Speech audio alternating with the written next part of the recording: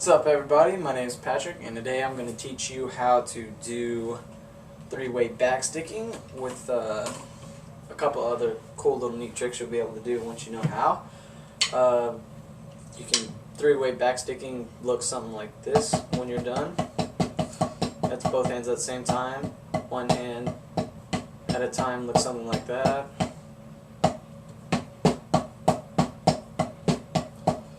Reason it's called three-way backsticking, first, before we go on, is obviously your stick's going to hit the drum head in three different ways, which three-way backsticking. So first you'll play a normal beat, next will be followed by a backstick with a slight variation, and then a beat again at the side, and it'll always alternate. But anyway, let's get on to how to do it. So for learning's sake, put one stick to the side. We'll focus on the right hand for now. What you're going to do is take your hand up to a playing position, and you're going to play one note, and that's the first part of the three-way backsticking. So there's our one note, one normal stroke, as one would normally hit the drum. Then we're going to follow it with a second backstick. This backstick is going to be played almost like a normal backstick, but when you come out to play the backstick, you'll keep one finger, your pointer finger, on top of the stick, like that. Normally in a backstick you would play with all your sticks on top of the stick, or all your fingers on top of the stick. But with a three-way backsticking, when you come back out, you'll leave this pointer finger on top. So you'll play from the beginning one note, then you'll follow it with another note with that pointer finger on top. Bam, play another note. And that's the first two steps to three-way backsticking. One note, second note. Now the third note, let's see if I can explain this the best way I can.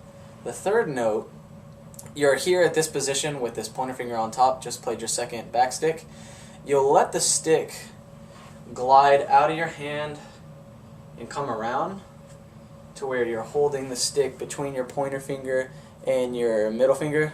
Sorry for flipping the camera off. And strike the drum with the bead of the stick for your third backstick, just like that. Now when you're dissecting this piece by piece, it's going to feel really awkward and weird because at this point you don't have a whole lot of control over the stick, and that's okay.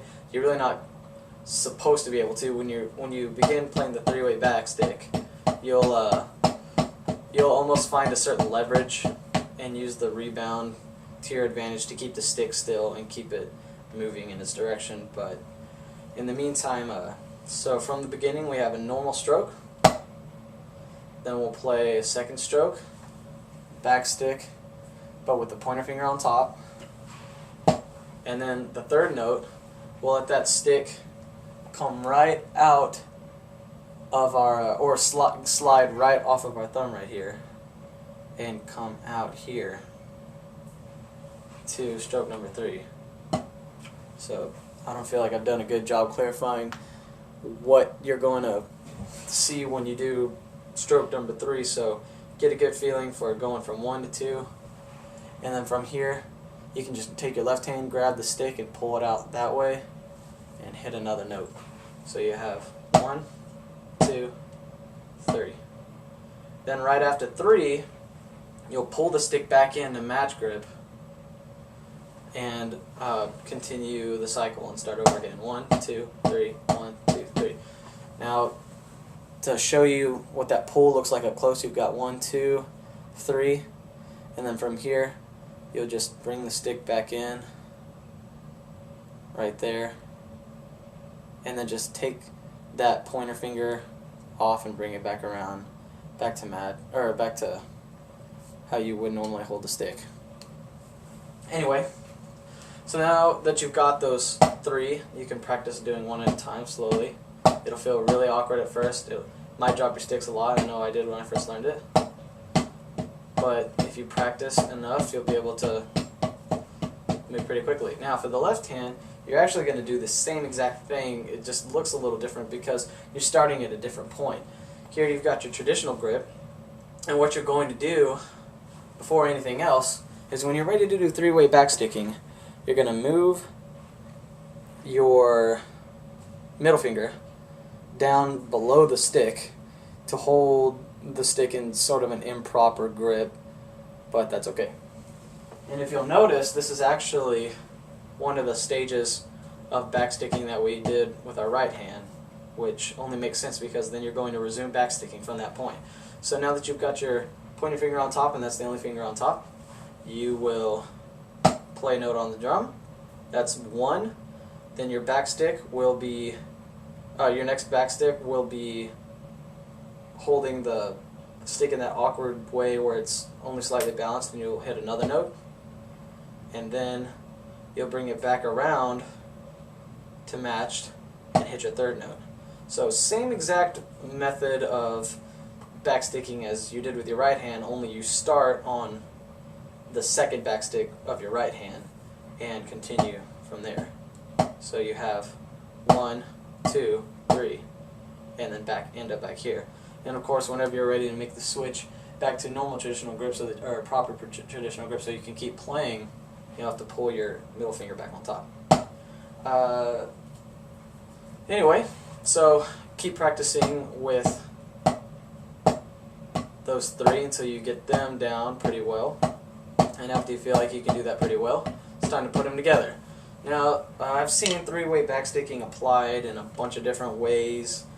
I'll show you the ones that I was taught when I learned it from Mike McIntosh when he came to visit my school.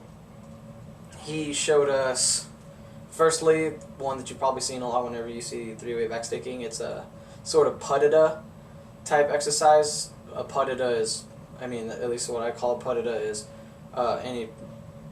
any triplet played right, left, left, right, left, left, right, left, left, right, left, left, right, left, left, or vice versa, left, right, right, left, right, right, left, right, right.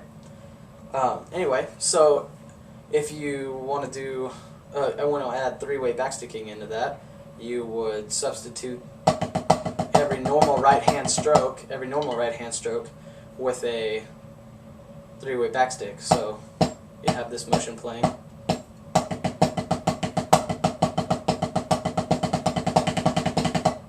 And you kind of get something that sounds like that, and you can do the same with the left. And that's that.